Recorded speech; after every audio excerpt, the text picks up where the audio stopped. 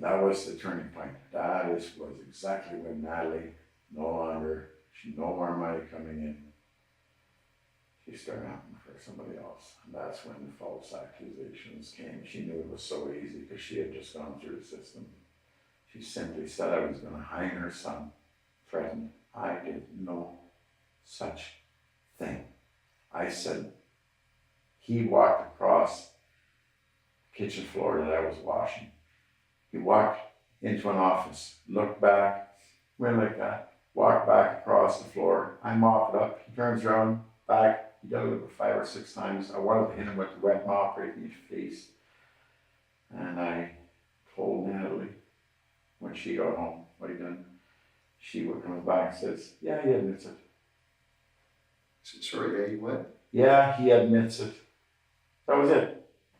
No record, nothing. They didn't make him come and apologize. They didn't make him. I actually, after started believing that she put him up to do it, because it wasn't much longer after. Then when I told her I want my money back, that was it. She went off the handle, flew.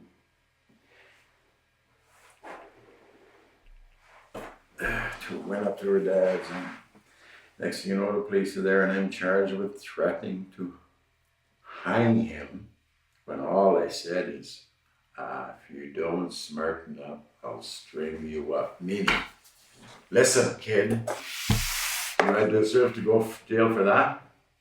No. No. No. So she used the system. She just stuck whatever. And I think there was another charge. I don't even remember what it was. It was so stupid. The whole thing is so stupid.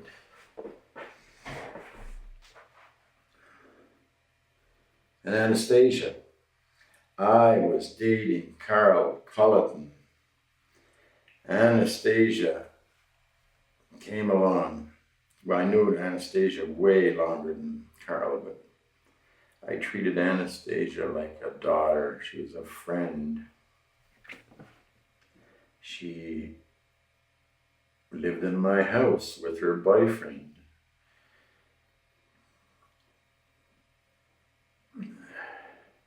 She tried to sell my land for me as a real estate. All friends. She used to come to the farm, Natalie's farm, my farm, and use the hot tub with us. Her and Eric. They were like friends. So I went to help her because her and Eric were splitting up. She said she needed help to fix the house up. I agreed to help her as much as I could. I ended up kind of half moving in. I still maintained my place. But in the winter when it got cold, I ended up staying more and more at her place than at my place. People may have assumed that there was a relationship going on, but they would have to be cuckoo because there was a 20-some-year age difference. And if you don't believe me, simply go and talk to my doctor, because I told my doctor she wanted to have something. She walked around, she'd get in the hot tub naked. You ask my doctor. I went there and I said, what is wrong with me? I cannot get an erection. She does all this to me. She'd even sit on my lap. He said, Basil, it's psychological. She's more like your daughter. She's more like your daughter's age. You see her as your daughter. It was actually a turnoff. But in court, when they asked her if we had a relationship, she said yes. And the reason was, or they said, were you in a relationship? She said yes. That was a lie.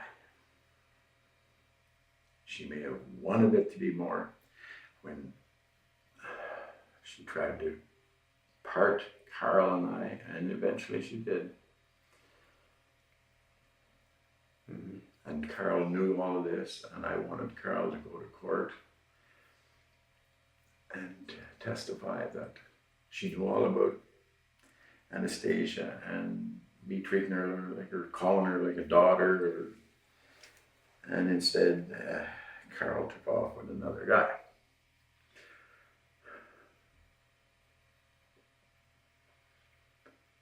Then when I got out of jail, Carol's back. She dumps the other guy. So I fixed her cottage all up. I went probably 2.5, 3 months of did her every chance I got, cleaning it up, wiring, plumbing, gave her money. Mm-hmm. She lied to me. She told me she was so broke. I even pulled my own RSPs out and gave her my last peanuts.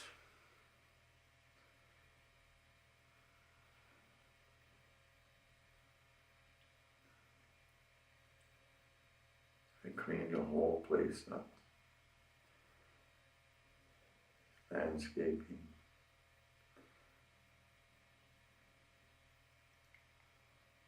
All for nothing. It was all for money. She didn't get much. Natalie got the most. Anastasia got about 200,000, 180 or something plus. Well, pretty well all my equipment. And then her son burnt the garage down. Oh, my tools were in there. I got nothing. And Anastasia would have got me for about 20,000. And Carl would have got me for about, I'm not sure, 13 maybe or something like that.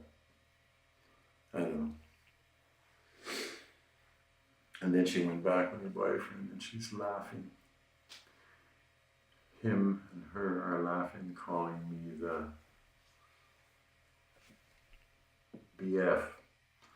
Best friend that'll do anything that she wants.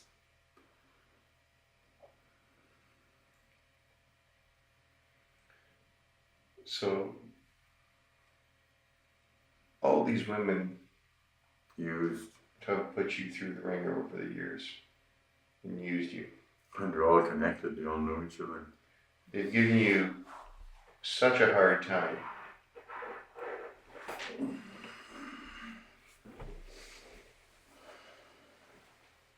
Why do you feel you needed to take on this burden yourself to prove this point after all this suffering you've already gone through, Basil? Like I said, this is a difficult road you've chosen here. Why are you doing this just to prove a point? Is there not some other way? I have no idea what you're talking about. What are you talking about other way? I don't know. Explain. Well, all these women here that have slighted you or lied to you in some way, cheated on you, and you've killed them all to make this point that the justice system doesn't work. And that road you've chosen is going to have consequences. So what I'm saying is, with all the suffering that you've already done to this point dealing with these 3 women, why are you taking on this burden to draw society's attention to it by yourself? I'm not quite sure what you're saying, but I think that, do you not think society should open their eyes and change the way they feel? I do. Certainly. Earlier you told me yourself that you know that women are abusing the system, using a system. So if you know that, common sense would be, obviously there's lots of officers that know that. Why isn't anything done? Why isn't changing? Why do you allow people like me to be in jail, rot in jail with a physical disability and suffer with no medication? And then you get out and you're stigmatized and you live your life. You have no idea what it's like when to know that you've done nothing wrong and you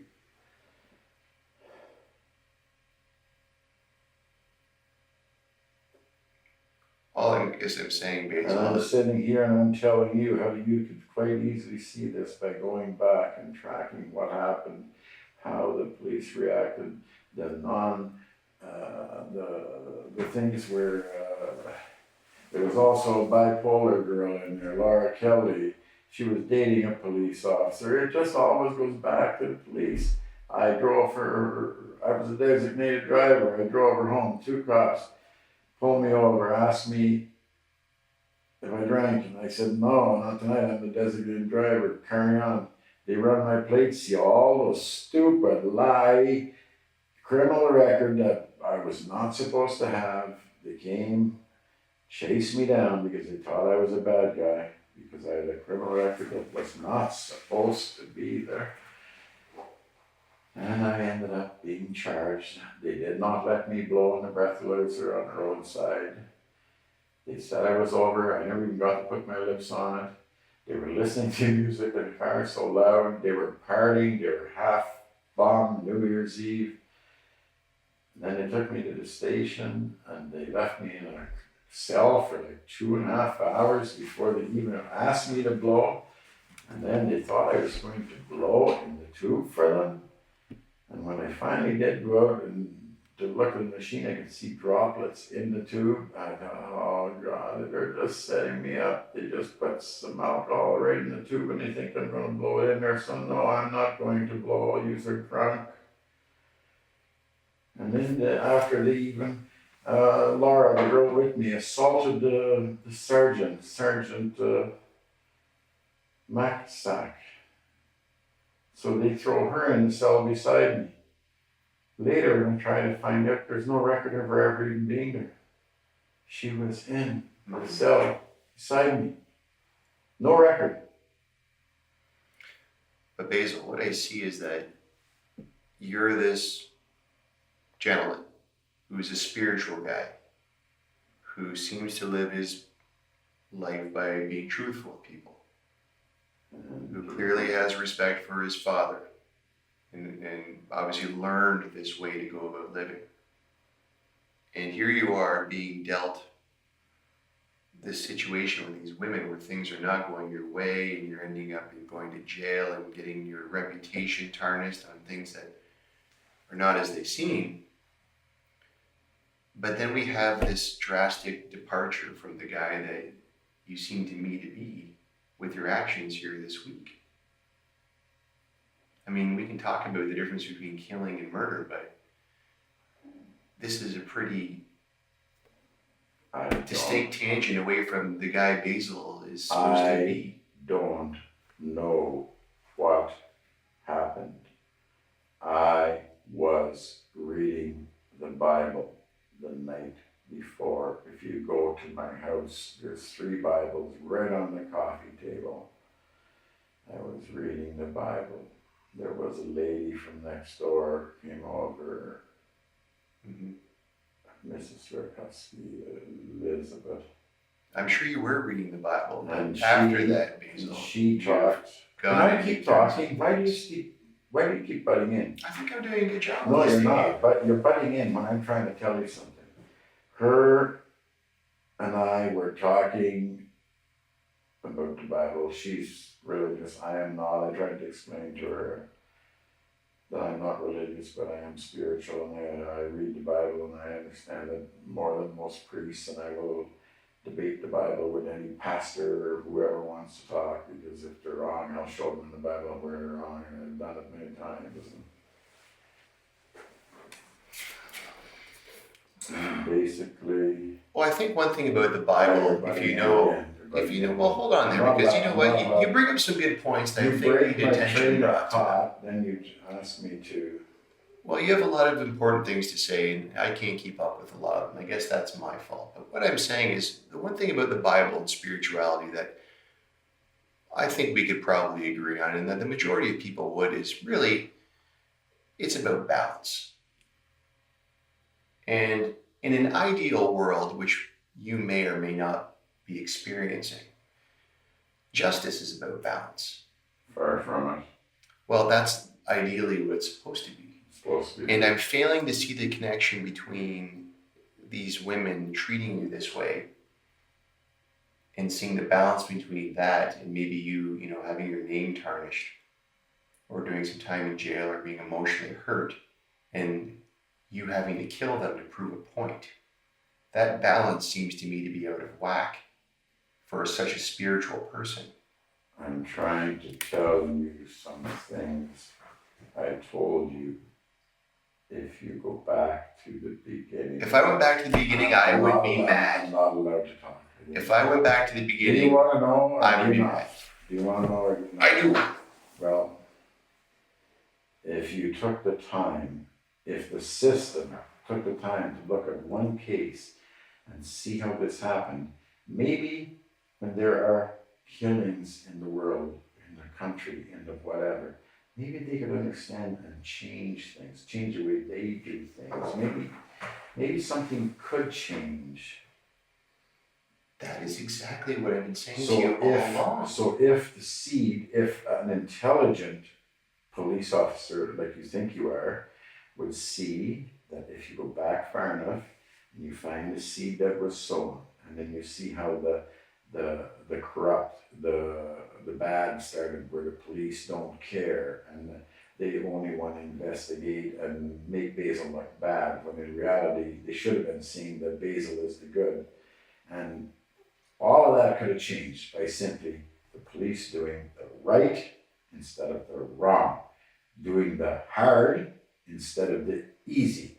Just like my dad said, if it's not hard to do, it's not worth doing it. And I'm telling you and every police officer out there, you've already told me that you know that there's corruption, but so what? That's your attitude. Because that's the easy way out. The police, the judicial system, yous are at fault for half of what goes on out there. I've been in jail before. I've heard so many horror stories. I'll tell you one thing, when you're in jail with a bunch of people, it's real easy to tell who is telling the truth and who is lying. Because in jail, 90% of the people don't care. They'll tell you exactly what they've done because they're in jail with. You don't strike me as a person who doesn't tell the truth. Tell that to the judge. You know, I certainly had a preconceived opinion about you before I had a chance to come and speak to you, which has obviously changed now that I have a better understanding of why you've done these things and the burden you're trying to take on for society. That is clearly not the person that I was expecting to be sitting with in here today. Do you think your father would approve of this, Basil? What do you think he would think about this road you've chosen here? I actually thought I would be with him by now. I thought that the way things would go, the OPP would just shoot me on sight just to get me out of the picture. Because the OPP, especially Killaloe Detachment, I've already told them that I'm going to sue them for what they've done to me and my family. The more that they could, and to simply have the option to shoot me would have been right up their alley. I believe that 100% get him out of the picture before he tells the truth. But even when I tell the truth, then you really want to hear that, do you? Because you all hide your brotherhood. I actually went to the Ottawa area hoping that it would be the Ottawa police. But what do? They bring me back and give me to the OPP. And it's been the OPP, mostly the Killaloe Detachment, that has been my nightmare. Well, I'm here listening to what the truth is, and I'm with the OPP. But you've already told me that, oh, it's just a drop in the bucket. It's the system works. So even though you know it's corrupt, you said that you know it's corrupt. I think maybe now you're putting words into my mouth. No, I'm repeating what you said. You said that you know that the women use the system. That's corrupt. Yet you're not going to do anything about it. You think it's just a drop in the bucket. Then you said the system works. The system doesn't work. Innocent people like me are in jail. That means the system doesn't work. When you put innocent people in jail, things happen. Screws get loose. You can't think. You're the positivity of life is gone. That doesn't seem to be the case with you though, Basil. I mean, you've been to jail and you can think very clearly. You're very articulate, you're very spiritual, so that didn't happen to you. You don't think so. I've been trying to, you call a Kevin Rakuski. I tried to get the crisis line. I talked to my probation. I've been telling everybody I'm going to explode. It's overload. I don't know what's happening. I've been telling people that I've had dizzy. I can't, if I bend over and I sit up, everything starts spinning. I have health issues that haven't been dealt with. In jail, twice I was in jail. Twice I asked them to fix the hernia. They told me, no, you do it when you get out. It's your responsibility.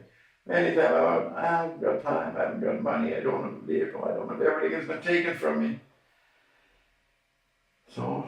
Well, lots of things have been taken from you apparently. Everything has been taken from me. I had money. I used to make over 100,000 a year in the 1990s. Everything has been taken from me. My job, my health, my family, my dignity. All by the police and people that use the police. You've lost many things. I've lost everything. Do you think it's a little bit selfish on your behalf to take those women's lives for you to prove a point? To prove a point. Selfish? I don't even know what you're talking about. Well, I haven't got a clue right now what you're saying. Well, these women that you killed is part of a grand scheme for you to draw light on the fact that the justice system apparently doesn't work. No, it's not a scheme. Where are you getting this from? There's no scheme. I told you, I was reading the Bible, talking to this lady. I went to bed. I remember discussing with her parts of the Bible. Yes. I haven't slept in days. I'm sure that happened. I guess I'm not allowed to talk. We have witnesses that are going to fill in the rest of those blanks, Basil. That's why you're here right now under arrest, okay? I'm sure you were talking to some woman about the Bible one night this week, but I'm also sure that you killed those 3 girls before you ended up here. I'm talking about the night before. The night before is what I'm talking about. And you don't. And what I'm saying is there's no confusion about what happened to those women. I don't understand why I'm not allowed to tell the story. I don't understand it, but whatever.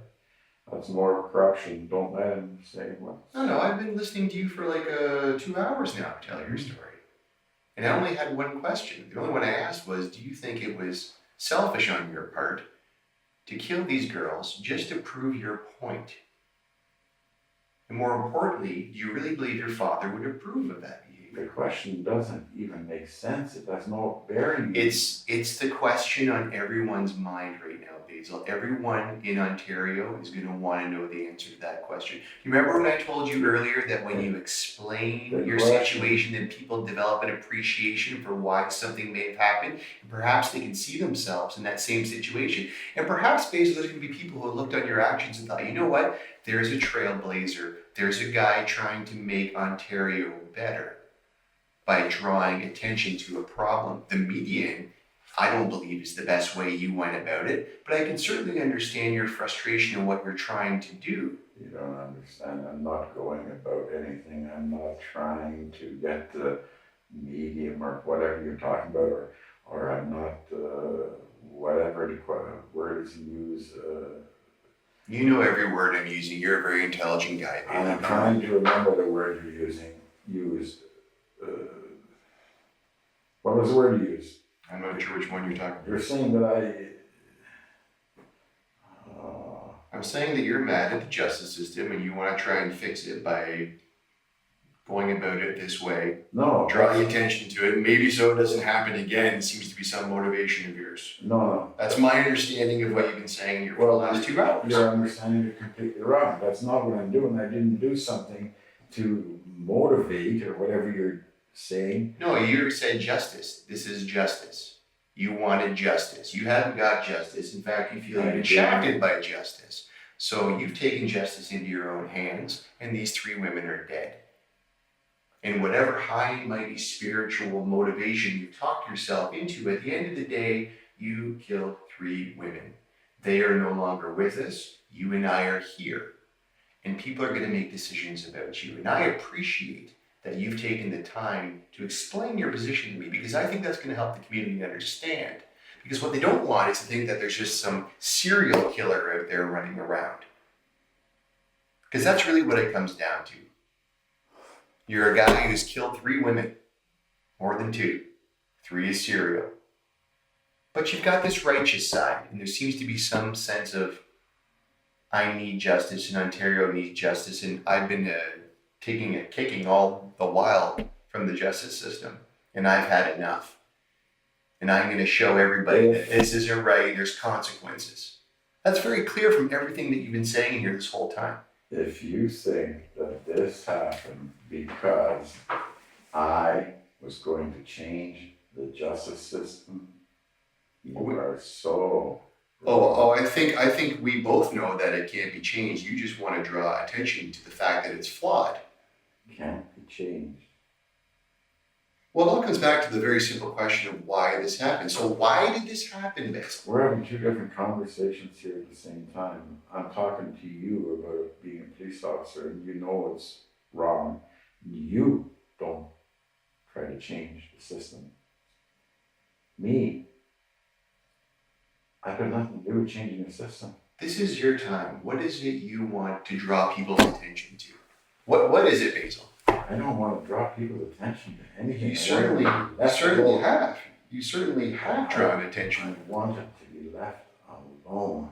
I'm going to suggest that killing 3 women is not the way to be left alone, my friend. I have nothing left.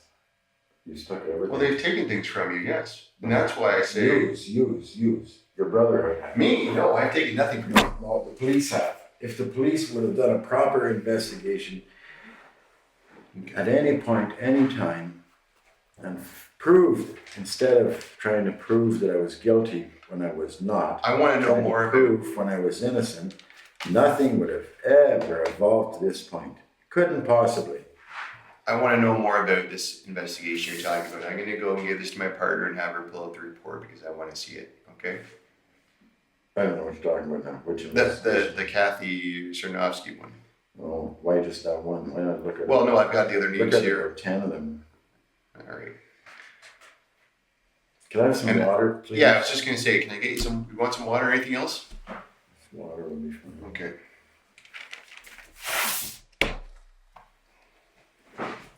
There won't be long, Basil.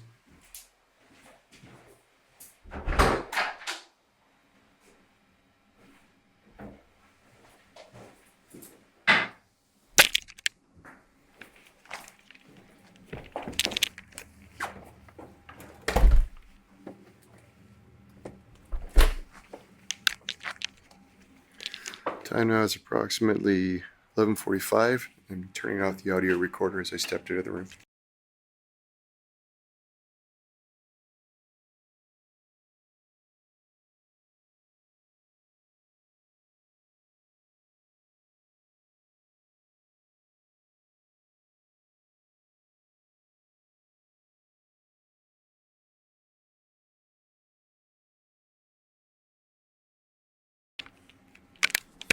Time now is approximately 11:46, and I'm just returning the audio recorder to the room.